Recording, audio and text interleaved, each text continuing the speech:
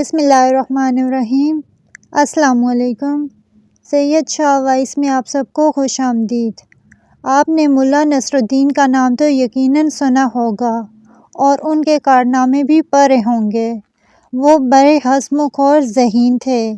ملا بچپن سے ہی شرارتی تھے، مگر ان کی شرارتیں بہت زیادہ سلجھی ہوئی تھیں۔ ملا کی جب شادی ہو رہی تھی، انہیں بڑے اہتمام سے دولہا بنا کر جب گھوڑے پر بٹھایا گیا تو وہ فرار ہو گئے۔ جب باراتی سب پریشان ہو گئے۔ کوئی 2 گھنٹے بعد ملا واپس تشریف لائے۔ باراتیوں نے پوچھا کہ آپ فرار کیوں ہو گئے تھے؟ اس پر ملا نے معصومیت سے کہا، یہ دولہا کے لیے آخری موقع ہوتا ہے، مگر میں اس خیال سے واپس آ گیا کہ آپ کو کھانا نہیں ملے گا اور آپ بھوکے رہو گے۔ سب باراتی مسکرانے لگے۔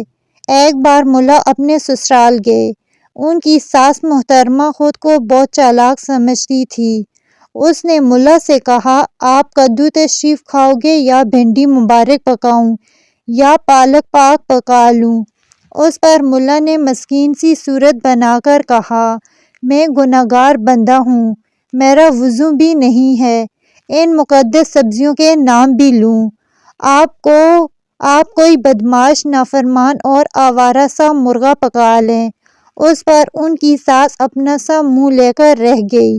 مجبوراً انہیں مرغا پکانا پڑا۔ ملا ایک بار اپنی زوجہ محترمہ کے ساتھ سفر میں گئے۔ ان کی زوجہ نے کہا، ملا جی بہت پیاس لگی ہے، کوئی اچھا سا مشروب بھی پلا دیں۔ گدھے پر سوار ملا نے کہا، اگلی سرائے آئے گی تو میں تمہیں بھنا ہوا مرغا، املی والی چٹنی، لیمن والا سلاد اور ٹھنڈا اور بہترین سا مشروب پلاؤں گا۔ اس پر ان کی زوجہ نے خوش ہوتے ہوئے کہا، واہ ملا جی، بھنا ہوا مرغ، چٹنی اور املی کا سن کر منہ میں پانی بھر آیا۔ ملا نے کہا، بس اسی پانی سے کام چلا لو، گھر جا کر پانی پئیں گے۔ ایک بار ملا کسی عزیز کی شادی میں مدعو تھے۔ وہاں مرغ مسلم، بھنے ہوئے بکرے اور انواع اقسام کے کھانے پکے ہوئے تھے۔ ملا کے ساتھ ایک مولوی صاحب تشریف فرما تھے۔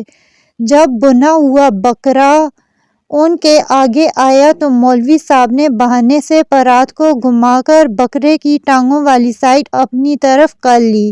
ملا اس کی چالاکی بھانپ گئے۔ انہوں نے اچانک مولوی صاحب سے کہا، وہ صاحب کون ہیں؟ جب مولوی صاحب کا دھیان ادھر ہوا تو پرات کا رخ بدل دیا۔ جب مولوی صاحب کا دھیان پرات کی طرف پڑا تو انہوں نے ملا سے کہا، ذرا پانی پکڑانا، ساتھ ہی پرات کا رخ بدل دیا۔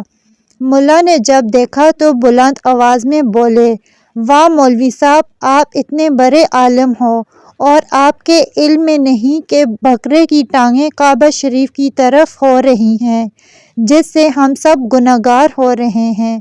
اگر ٹانگیں میری طرف ہوں تو ہم سب گناہ سے بچ سکتے ہیں۔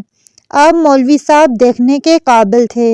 ملا مزے سے ران کو کھا رہا تھا، جبکہ مولوی صاحب گردن پسلیاں کھانے پر مجبور تھے۔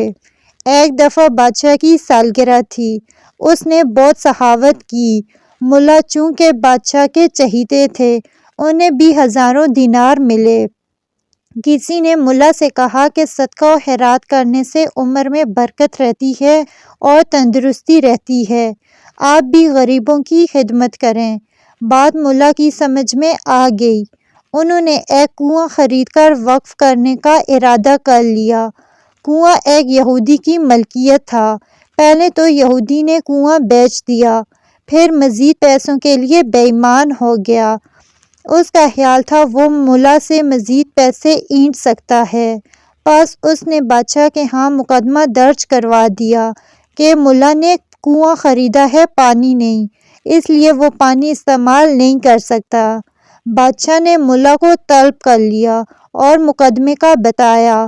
ملا نے سوچ بچار کے بعد کہا، جی ہاں، میں نے کنواں خریدا ہے، پانی نہیں۔ آپ یہودی کو حکم دیں کہ وہ اپنا پانی نکال لے، ورنہ ہر دن کے حساب سے ہرجانہ ادا کرے۔ بادشاہ نے یہودی کو حکم دیا کہ وہ 5 دن کے اندر اندر کنویں سے پانی نکال لے۔ ورنہ ہٹ جانے کے لیے تیار ہو جائے۔ اب یہودی بہت سٹپٹا گیا۔ اس نے ہٹ جانا دیکھ کر ملا سے معافی مانگی۔